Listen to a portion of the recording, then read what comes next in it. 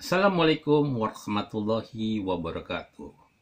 Bertemu kembali dengan Pak Dedi dalam ilmu kimia. Tetap semangat. Untuk kali ini tentu saja materi yang akan kita bahas adalah menentukan kalor reaksi. Jadi suatu reaksi-reaksi kimia itu akan menyerap atau melepaskan kalor. Berapa kalor yang dilepas, berapa kalor yang diterima, maka kita akan coba bahas bagaimana cara menentukan suatu kalor reaksi. Kalor reaksi ini dapat ditentukan dengan secara eksperimen, dilakukan dengan eksperimen atau dengan menggunakan suatu percobaan-percobaan dengan menggunakan alat namanya kalorimeter. Kalorimeter, meter artinya ada alat, kalori adalah panas, jadi panas yang kita akan ukur. Proses dalam kalorimeter adalah prosesnya adiabatik. Harus adiabatik. Artinya, tidak ada energi yang dilepas ataupun energi yang masuk. Ya, biar jelas berapa kalor yang sesungguhnya. Ya. Kemudian, ya, kalorimeter adalah pengukuran jumlah kalor yang dilepas atau diserap pada reaksi kimia. Jadi ada panas yang diserap, ada panas yang diterima. Ya, kemarin kita sudah bahas ada reaksi eksoterm dan reaksi endoterm, melepaskan panas dan menerima panas. Ya.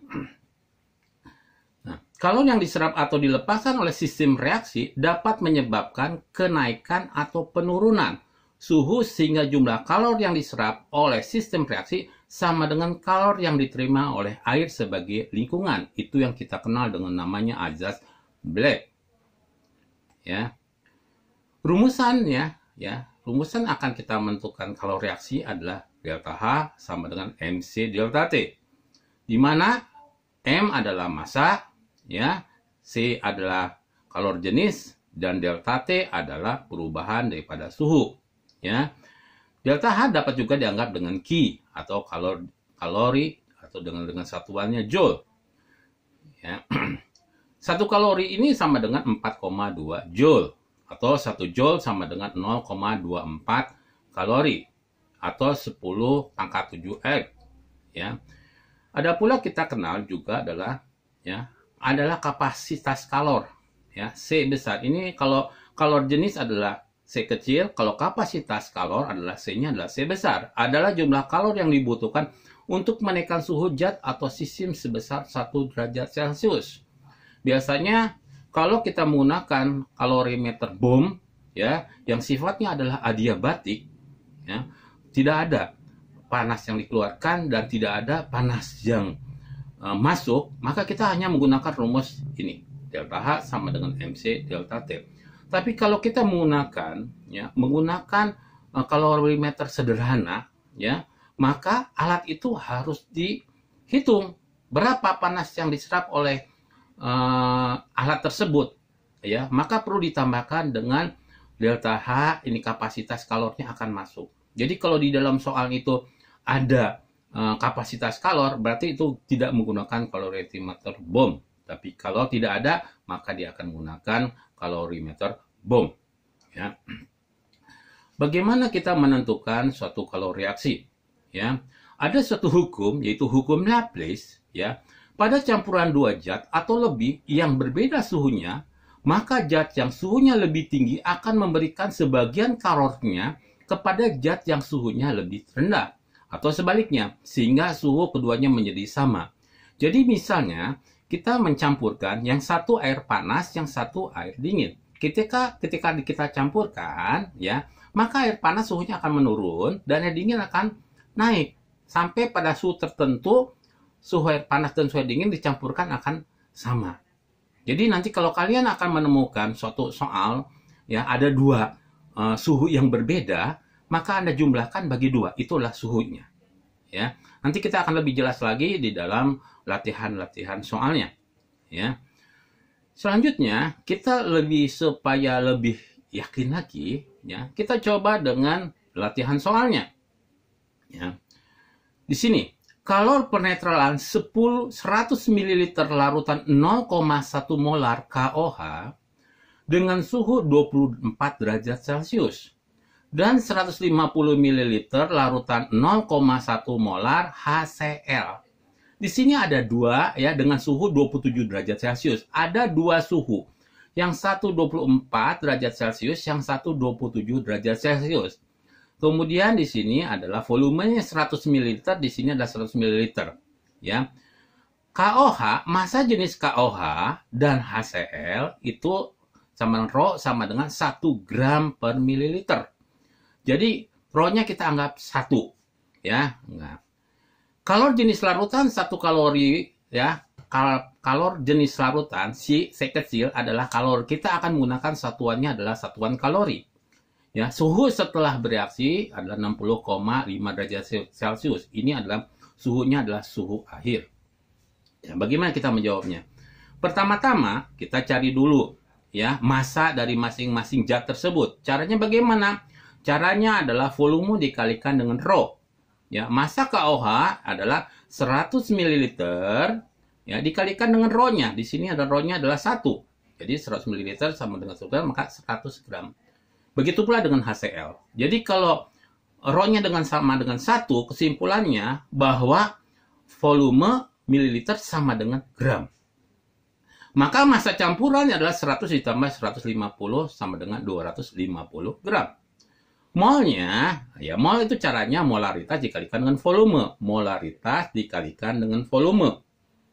Jadi 0,1 kali 100 ya. Atau 100-nya kita rubah dulu ya ke dalam liter.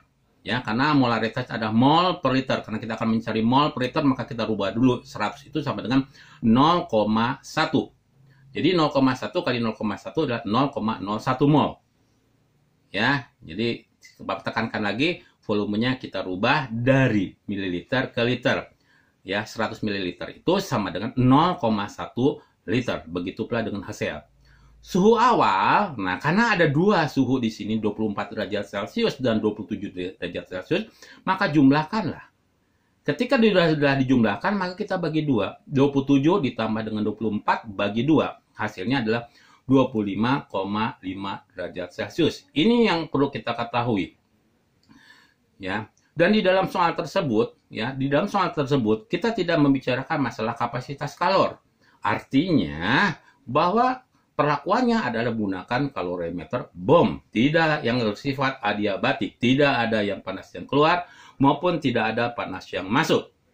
Q 1 sama dengan MC delta T. M tadi udah 100 ditambah dengan 150. Ini masanya. Ya, kalorinya ya 1 tadi. Kita akan menggunakan 1 kalori. Suhunya 60,5 dan 25,5 tadi adalah hasil rata-rata dua suhu awal yang kita ambil rata-ratanya.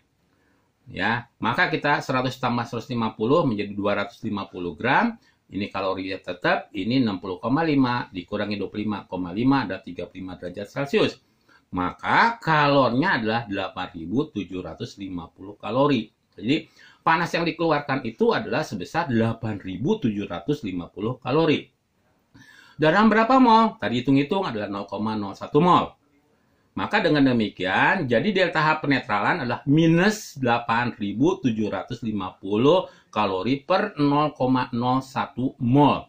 Minus ini menunjukkan reaksinya adalah reaksi eksoterm. Dia mengeluarkan panas. Ya, kalau kita bagikan menjadi 875 minus 875.000 kalori per mol. Atau sama dengan minus 875 kilokalori per mol. Untuk lebih yakin lagi, kita coba dengan soal yang kedua. Bagaimana dengan soal yang kedua? Sebanyak 7,5 gram LiOH, lithium hidroksida, di mana massa atom relatif Li adalah 7, O adalah 16, H adalah 1. Dimasukkan ke dalam kalorimeter berisi 120 gram air. Setelah kristal LiOH itu larut, ternyata suhu kalorimeter beserta isinya naik dari 24, 30 menjadi 35 derajat. Jadi ada 1. Jadi nanti untuk delta T-nya tinggal Anda kurangi saja.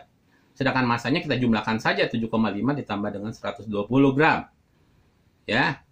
Kalor jenis larutan ya 4,2 joule. Jadi C-nya, C kecilnya kita gunakan joule. Kalau tadi gunakan kalori, kita coba dengan gunakan joule. Kapasitas panas kalorimeter adalah 12 Joule derajat Celcius. Ini menandakan bahwa tidak dilakukan dalam kalorimeter bom, tapi gunakan kalori biasa yang mempunyai kapasitas panasnya 12 Joule derajat Celcius. Tentukan besarnya entalpi pelarut LiOH dalam air sesuai persamaan reaksi berikut. Kita jawab pertanyaan tersebut. Ya.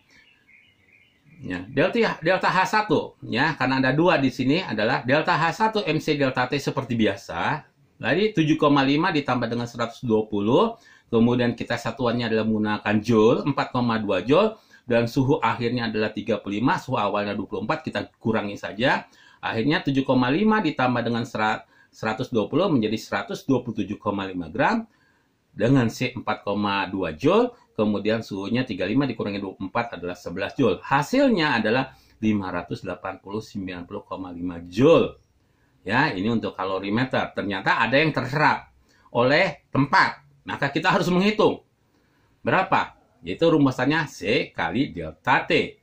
C-nya tadi ada 12 Joule. Delta T-nya tetap kita gunakan di sini, 100 derajat Celcius. Kalau kita kan 12 kali 11 adalah 132 Joule.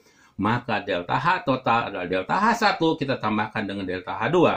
Jadi delta H total adalah 5.890,5 Joule kita tambahkan dengan 132 Joule. Hasilnya adalah 6.022,5 Joule. Jadi kemudian kita cari mol. Bagaimana mencari mol? Mol itu adalah gram per mr. Gramnya kita ketahui tadi adalah 7,5. MR-nya, Li itu adalah 7, O itu adalah 1, H itu adalah 16. Kalau kita jumlahkan menjadi 24. 7,5 dibagi 24 adalah 0,3125 mol. Ya, mol. Jadi, delta H penetralan adalah minus, ya, karena dia melepaskan energi, minus 6.022,5 Joule dalam 0,3125 mol. Jadi, kalau kita sederhanakan, menjadi 1992 Joule per mol atau sama dengan 19,272 kilojoule per mol. Ya, demikian penjelasan Pak Dedi mengenai ya energi di dalam kalor mengukur kalor. Ya, mudah-mudahan kalian semua dapat memahami dan memahami dengan baik, ya. Semoga bermanfaat untuk kalian semua. Bapak cukupkan sekian dulu. Assalamualaikum warahmatullahi wabarakatuh.